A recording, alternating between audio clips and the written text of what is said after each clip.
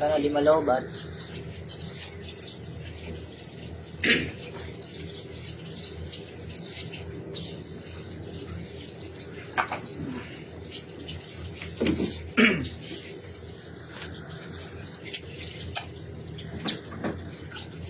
أعوذ بالله من الشيطان الرجيم بسم الله الرحمن الرحيم بسم الله الرحمن الرحيم نعوذ بكلمات الله من شر ما خلق نعوذ بكلمات الله التامات من شر ما خلق بسم الله الذي لا يضر مع اسمه شيء في الأرض ولا في السماء وهو السميع العليم بسم الله الذي لا يضر مع اسمه شيء في الأرض ولا في السماء وهو السميع العليم بسم الله الذي لا يضر مع اسمه شيء في الأرض ولا في السماء وهو السميع العليم حسبي الله الحليم القوي لمن دعا عليه حسبي الله الشديد المكاره للسوء حسبي الله لا إله إلا هو عليه ورب العرش العظيم حسبي الله الحليم القوي لمن دعا عليه حسبي الله الشديد المكاره للسوء حسبي الله لا إله إلا هو عليه ورب العرش العظيم حسبي الله الحليم القوي لمن دعا عليه حسبي الله الشديد المكاره للسوء حسبي الله لا إله إلا هو عليه ورب العرش العظيم حسبي الله الحليم القوي لمن دعا عليه حسبي الله الشديد المكاره للسوء حسبي الله لا إله إلا هو عليه حسبي الله الحليم القوي الذي دعا عليه حسبي الله شديد المكان حسبي الله لا اله الا هو عليه العظيم حسبي الله الحليم القوي الذي دعا عليه حسبي الله شديد المكان حسبي الله لا اله الا هو عليه العظيم شافا يا عين صدق آياتنا حامي معين سينك فيما يتنفس فيكم الله السميع العليم بسم الله الرحمن الرحيم قل أعوذ برب الفلق من شر ما خلق من شر غاسق إذا وقب من شر النفاثات من شر حاسد بسم الله الرحمن الرحيم قل أعوذ برب الفلق من شر ما خلق من شر غاسق إذا وقب من شر النفاثات من شر حاسد من شر ما خلق من شر غاسق إذا وقب من شر النفاثات من شر حاسد إذا حسد بسم الله الرحمن الرحيم قل أعوذ برب الناس ملك الناس إله الناس من شر الوسواس الخناس الذي يوسوس في صدور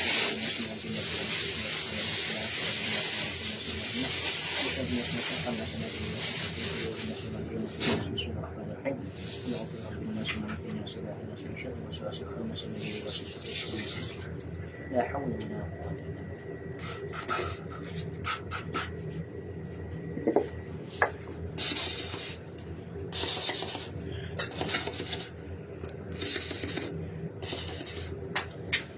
أعوذ بالله من الشيطان بسم الله الرحمن الرحيم نحمده ونسلم على رسول الله الكريم الحمد لله رب العالمين والصلاة والسلام على أشرف الأنبياء والمرسلين سيدنا محمد وعلى آله وصحبه أجمعين أما بعد السلام عليكم ورحمة الله وبركاته.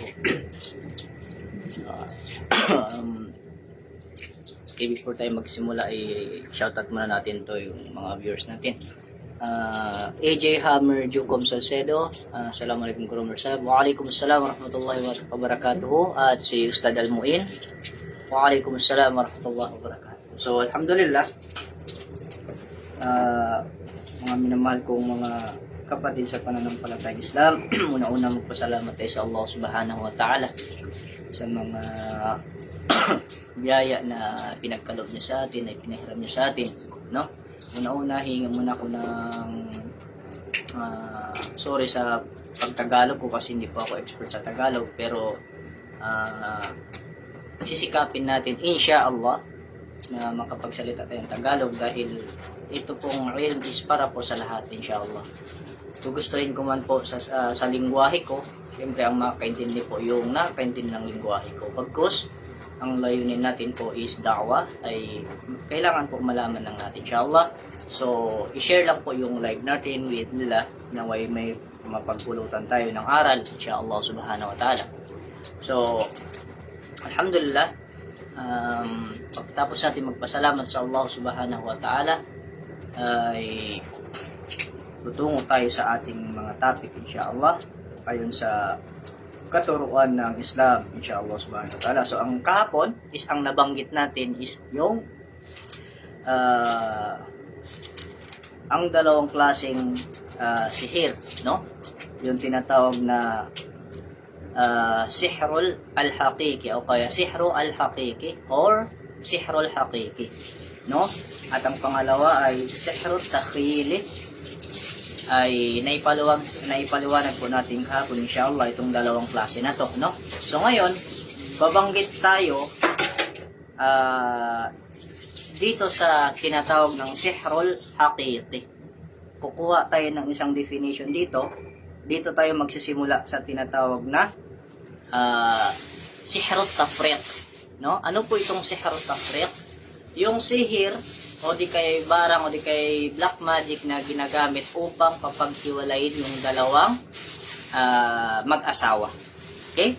Kasi nabanggit dito sa sihrul haqiqi is isa sa mga types ng black magic is yung sihrul haqiqi, no?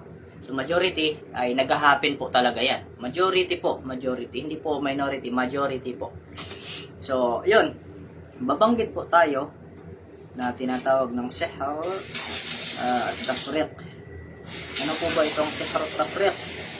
So, based sa mga ulama natin na lubos na may kalaman dito, ipiniliwanag nila sa atin, inshallah, sa ating lahat, bagko sa to, sa akin is magre-rewind lang po ako, inshallah, upang may makuha tayong aral, inshallah.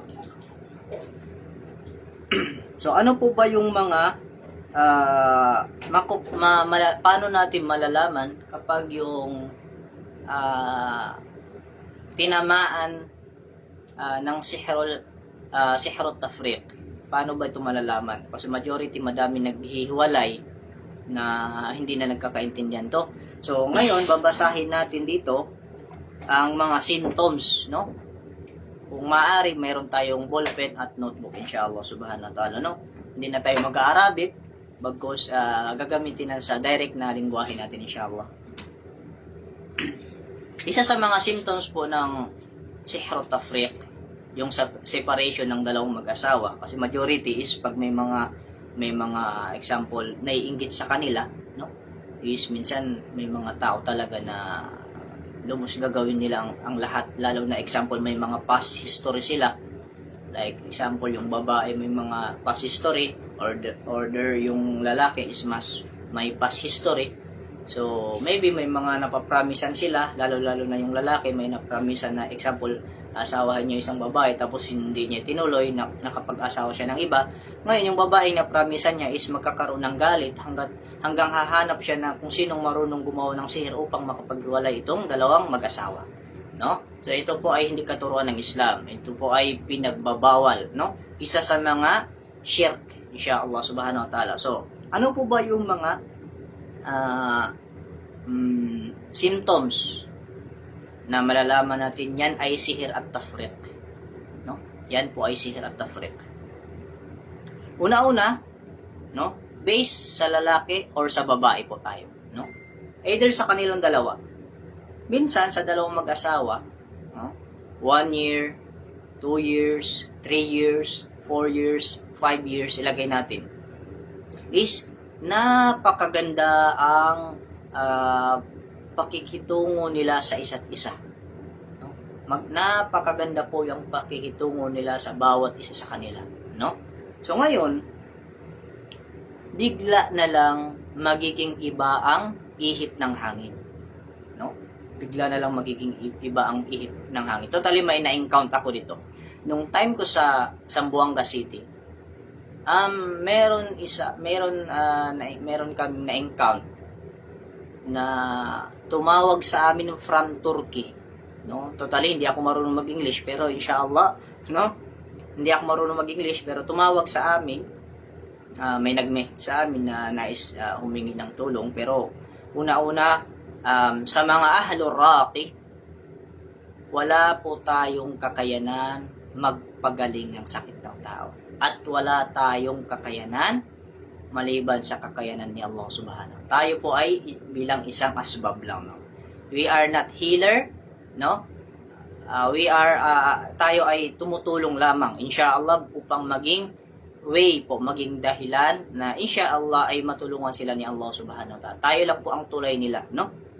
Yun po ang tawag dito, motto natin, no? Wala tayong kakayanan, bagkus ang may kakayanan maliban sa Allah subhanahu wa ta'ala, no? O continue tayo sa topic, no? Ang sihrut tafriq, no?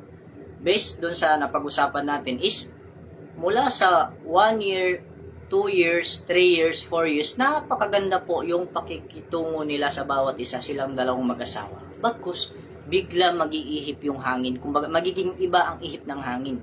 Bigla na lang na yung babae parating galit. Bigla na lang yung babae parang ayaw niyang makita yung ewan, parang naglilihi, no? Ilagay natin. Pero baka mamaya, wag naman natin gayahin na example na yung asawa natin is bigla nagalit, akala natin may sihir na, no? Yung pala nagme-mens lang. O di kaya, yung pala ay naglilihi lang, no? Aware din po tayo, wag tayo agad nag-direct, no? Hanggat hindi natin gagawa yung pamamaraan ng pagrurokya, inshallah, no? So, magiging iba po yung ihip ng hangin. Magkakaroon sila ng gap sa bawat isa. Bigla na lang mahihate ng isang babae yung lalaki, yung husband niya, no? Base, magtataka, bakit may mga ganung bagay? Tapos, tatanungin mo yung babae, bakit ka galit ganito? Hindi ko din alam. Bigla na lang, no? So, ipalagay natin, nagme-mens siya, pero tapos na yung pagme-mens niya. O di kaya, lagay natin, naglilihi, pero hindi naman buntis, no? Baka lang, Allahu alam bisawab, no? So, okay, yun po ang first symptom, no? Ng sihr at tafriq. Ang pangalawa po is,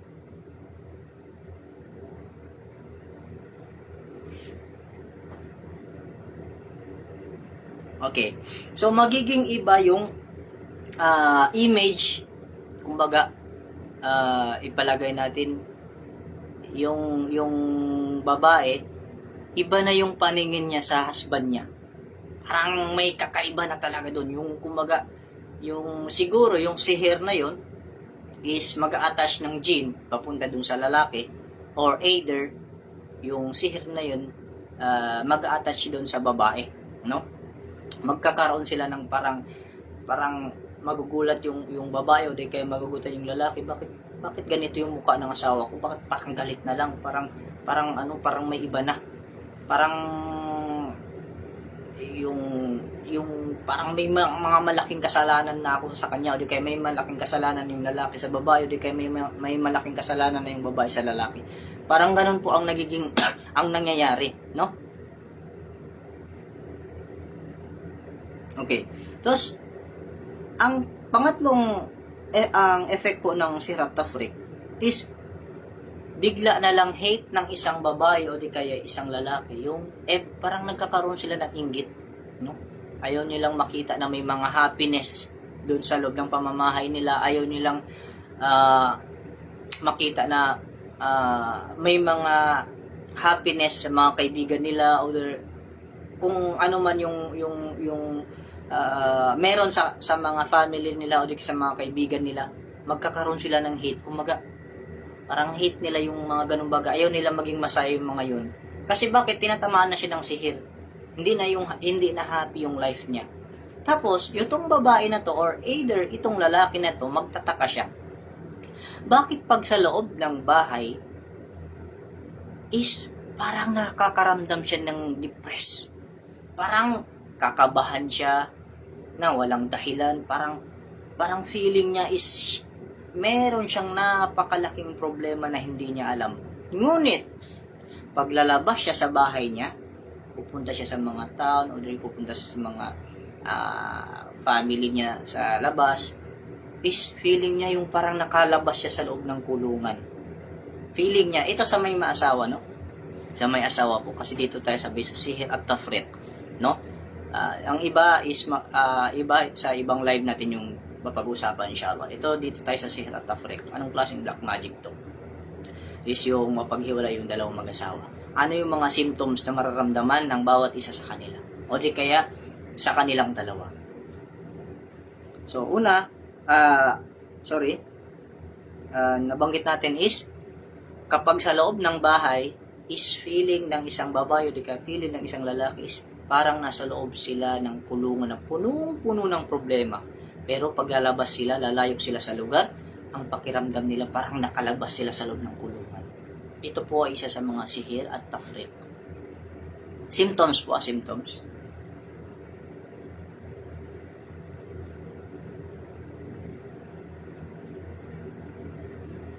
Okay. Minsan naman po is ang sinasabi dito sa nasulat natin is, ang sinasabi doon is minsan naman nasa good mood yung babae o di kaya yung lalaki. O di kaya minsan wala siya sa mood. Pero hindi niya po alam ang dahilan. Nagkakaroon na sila, kumbaga, ng argument, nagkakaroon na sila ng pag-aaway na hindi pagkakaintindihan hanggat sa makapagdesisyon yung babae na maghiwalay. O di kaya hanggat sa magsasabi yung babae na makipaghiwalay siya sa husband niya. O di kaya yung lalaki is direct niya sabihin is maghiwalay na lang sila para maging masaya sila. So, in that way, hindi nila alam mismo sa sarili nila na tatamaan na sila ng sihir at tafrik. So, anong dapat natin gawin? Siyempre, kumonsulta tayo, no? Kumonsulta po tayo sa mga may kaalaman po, lalo na sa mga scholar natin, scholar na Islam. Sa may mga idea po patungkol dito, tatanungin natin, o di kaya sabi natin, ya Sheikh, ya Ustad, pwede po ba akong magtanong, no? Kasi po, kami dalawang mag-asawa is 5 years, 10 years na kami nagkasama, pero parang hindi na po kami masaya sa isa't isa, parang naiirita na po kami sa bawat isa sa amin na hindi kami nagkakaintindihan, pero hindi namin alam ang rason. So, syempre ipapaliwanag yan sa kanila ng sheikh na pagtanungan nila o di kayo mga ustad na may idea dito, no? Hindi naman sinasabi namin na sa amin kayo magtanong, pero bagkus mas priority yung lubos na may kaalaman po. Sa amin is mag-share lang kami para malaman inshallah kung ano mga nag-happen, lalong-lalo na dito sa atin, sa generation natin is may mga na-encounter na ako, like yung isang Turkey, nagkwento siya sa akin dahil yung asawa niya is ibang lahi, like ang tribes nila is Buddhism, yung asawa niya, Chinese kasi yun, no? So, ang sabi niya sa akin, nagmamahalan silang mag-asawa, tapos nagtataka siya how many years, nakabisita yung babae dun sa parents yung babae bumisita sa parents niya, ngunit yung pauwi na, pabalik na ng kung saan sila nakatira, dun sa Turkey is, bigla na lang naging iba yung itsura ng babae, nakita ng lalaki. Ito ang kinento sa akin ng isang Turkistan. Sabi niya sa akin, nakita ko yung asawa ko, nagsundo ako sa airport. Pagsundo ko ganyan, sabi niya sa airport is, nagtataka ako, sabi niya, parang iba na, sabi niya yung itsura ng asawa ko. No? Based dito na iba na, sabi niya yung itsura ng asawa ko. Tapos paglalapit ako sa kanya, sabi niya, nilalakasan niya na yung boses niya sa akin. Nilalakasan niya na yung boses niya pag kinakausap ko siya. Hindi na siya katulad ng dati. Pero minsan naman pag malayo ako sa kanya, sabi niya, bigla na lang siya iiyak. Na mismo siguro sa sarili ng babae niya, hindi niya alam kung anong mga nangyayari, no? Hindi niya alam kung anong mga nangyayari. Wait lang, sabi. Muna po ako tubig.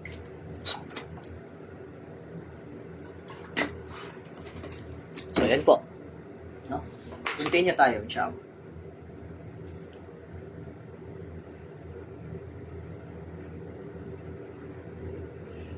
Okay. Based dito sa pinaliwanag, according to kay Al-Hafidh Ibn Kathir, ang karamihan daw po na nangyayari ng separation sa bawat mag-asawa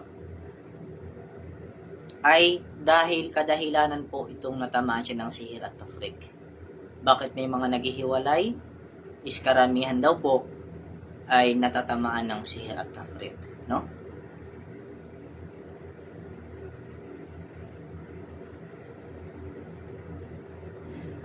Mula po sa Tafsir Ibn Kathir, ito pong nagpaliwanag, no?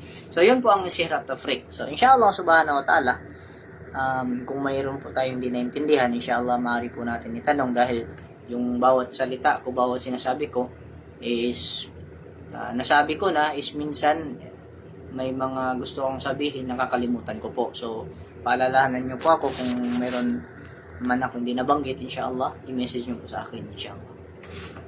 Pwede po tayo magtanong siya, bismillah. Tapos na po yung nabanggit nating symptoms.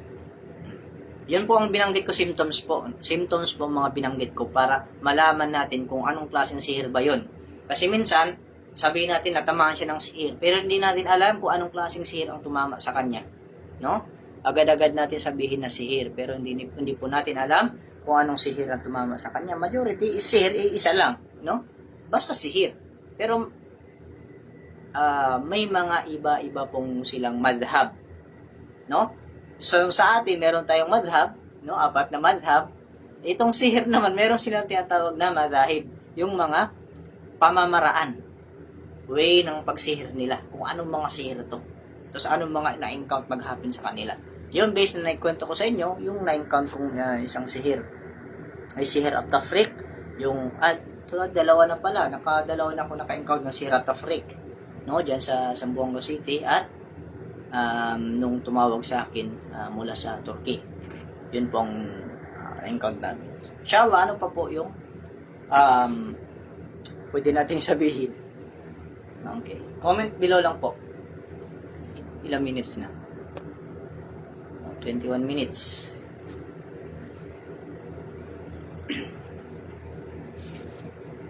Magantay po ako kung may magtatanong. Kung wala po, inshallah, i-close ko na po yung live natin para hindi po sayang yung time. No? Basta wag lang po tayo muna lalabas sa Sihir at Tafriq.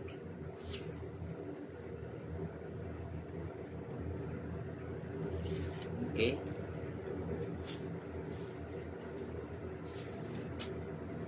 Okay. So, inshallah, pag mayroong mga ganong bagay na nangyayari, is nakapaghiwalay pala dahil sa ganyang klaseng sihir, sa reason pala is sihir, syempre, mga minamahal kong mga kapatid sa pananampalatayang Islam, ay bago tayo papasok sa pag-aasawa, syempre, una-una is, dapat huwag nating kalimutan yung adhkar, no? May mga sunnah ang Nabi Muhammad sallallahu alaihi wasallam itinuro sa atin na kapag sa dalawang mag-asawa is kailangan talagang malakas yung adhkar nila, malakas yung connection nila patungo sa Allah subhanahu wa ta'ala, at always sila magbabasa ng mga dua na tinuro ng propeta Muhammad sallallahu alaihi wasallam, no? Jihadin al-Malik. Waalaikumsalam warahmatullahi wabarakatuh. Sheikh Ibn Adam, Sheikh Oms. Assalamualaikum kayo. So yan po.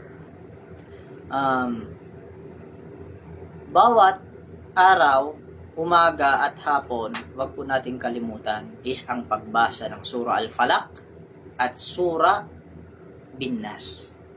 No? Dahil napakahalaga po ng ayat na ito, inshallah. Kung pwede mo dagdagan ng Ayatul Kursi inshallah subhanahu wa ta'ala. Dahil pag binabasa mo ang Ayatul Kursi, inshallah na papadalahan ka ni Allah subhanahu wa ta'ala ng isang malaika upang magbantay sa iyo, no? Kung may sihir diyan, tinan mo yung mga jin ng unang panahon nung sa kwento sa Surah Al-Jin, no? Yung may mga ang tawag diyan, may mangita-ngita yan. Yung mangita-ngita, yung manghula, yung mga manghuhula, no? Yung mga jin parang mag-ano-ano sila, mag-sabak-sabak sila ganyan. Tapos binabaril sila ng mga malaika, gamit yung sinasabi nilang mga bulalakaw, no? So ang mga malaika, once may magsihir sa atin, baka batuhin siya ng malaika. Yon, inshallah, no?